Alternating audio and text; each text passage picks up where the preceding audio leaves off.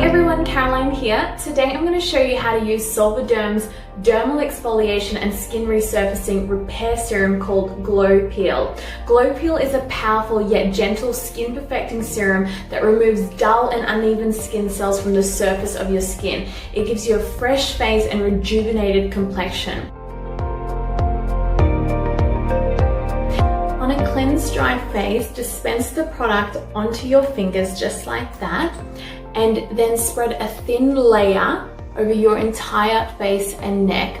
Now what you want to do is leave this on for about 1 to 3 minutes depending on the level of tolerance. The scientifically developed formula contains a powerhouse of combination of alpha hydroxy fruit acids that exfoliate your skin without causing pain or irritation. As Glowpeel brightens your face, it also lightens hyperpigmented areas such as age spots, scars and blemishes, giving your complexion a more even tone. Now when you're ready, just rinse with some cool water to neutralize the solution. You might want to find that you actually lay your face with water. Overall, this serum works to make your face appear radiantly ageless. For best results, use this about 3 to 5 times per week along with the Solvaderm range.